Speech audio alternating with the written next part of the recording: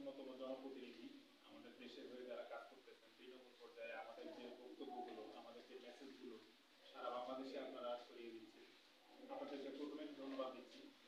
আপনারা জেনে থাকবেন যে তৃণমূল পর্যায়ে কাজ করতে গেলে বাংলাদেশ সরকারের অনেকগুলো প্রজেক্ট রয়েছে, সেগুলো বর্তমানে চলমান অবস্থায় রয়েছে।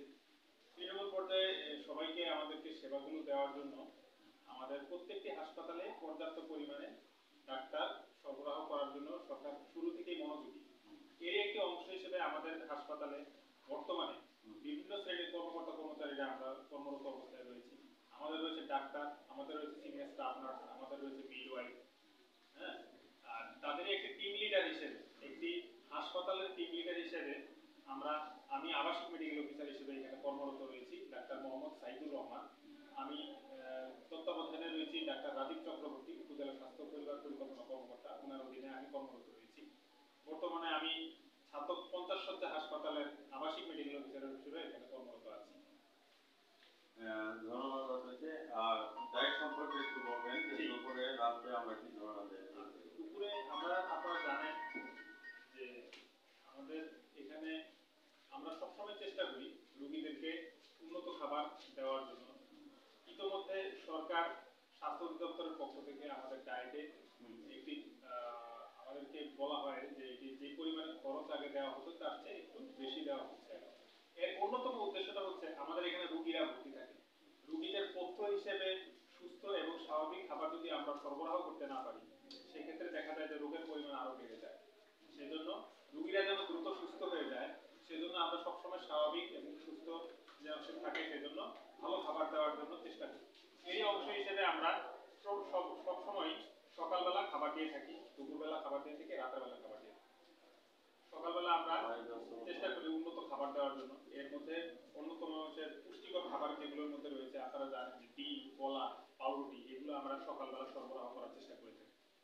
এছাড়া রাত্রেবেলা এবং দুপুরবেলা আমরা ভাত সরবরাহ করি। ভাতের যে কোয়ালিটি, এই কোয়ালিটি আমি সবসময় নিয়ন্ত্রণ করার চেষ্টা করি। আমাদের ডায়েট চার্ট আছে, ডায়েট চার্ট মেনটেন করি এবং এখানে যে ঠিকাদার আমাদেরকে সরবরাহ করে ওনার সাথে আমার প্রতিদিন কথা সাক্ষাৎ হয় এবং উনি যে সমস্ত জিনিসগুলো আমাদেরকে সরবরাহ করেন আমি সেগুলো সবসময় মনিটরিং করি। মনিটরিং করে চালের মান, ডালের মান, আমরা যে সবজিটা দিচ্ছি দুপুরবেলা বা রাত্রেবেলা সেই সবজির মানটা, মাছ এবং মাংস যে পরিমাণে দিচ্ছি এর যে পরিমাণটা এবং কি কোয়ালিটিতে দেওয়া হচ্ছে এগুলো আমরা মনিটরিং করার চেষ্টা করি। সবসময় চেষ্টা করি সকালবেলা, দুপুরবেলা, রাত্রেবেলা খাবারটা যেন ভালোভাবে দেওয়া হয়। একটা জিনিস আমাদের সবসময়, এটা আমরা আমাদের অর্জনই বলবো, অর্জনটা হচ্ছে এটাই যে আমরা দীর্ঘদিন ধরে ডায়েটটা চালাচ্ছি। ডায়েটটা চালানো অবস্থায় আলহামদুলিল্লাহ আল্লাহর অশেষ রহমতে আমাদের কোনো ধরনের তেমন কোনো কমপ্লেইন নেই। তারপরেও আমি মনিটরিং করি যদি কারো কোনো সমস্যা থেকে থাকে ওনাকে আমি বলি আপনার যদি কোনো সমস্যা থেকে থাকে আপনি আমাকে বলতে পারেন সরাসরি। তার দাবিতে, চাহিদার দাবিতে পরবর্তীতে আমরা মনিটরিংটা আরো বাড়াই। আর এর অংশ হিসেবে আমাদের রাজীব চক্রবর্তী স্যার, উপজেলা স্বাস্থ্য পরিবার পরিকল্পনা কর্মকর্তা, উনি সবসময় এই জিনিসটা মনিটরিং করেন এবং আমাকে শতপূজা দিয়ে সহযোগিতা করেন। আজ রাত 9:15 আমাদের সুনামধন্য আমার স্নেহের ভাই, আমার দেশের ভাই, আমি খুব গর্বিত আজকে সাক্ষাৎকার নিয়ে সাইদুর রহমান ভাইকে ধন্যবাদ জ্ঞাপন করছি।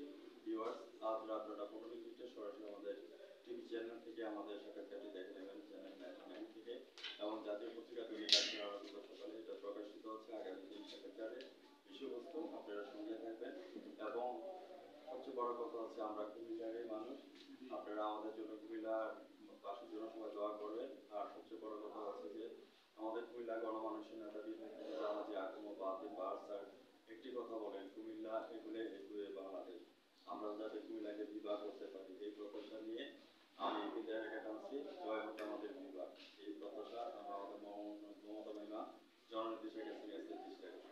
ধন্যবাদ।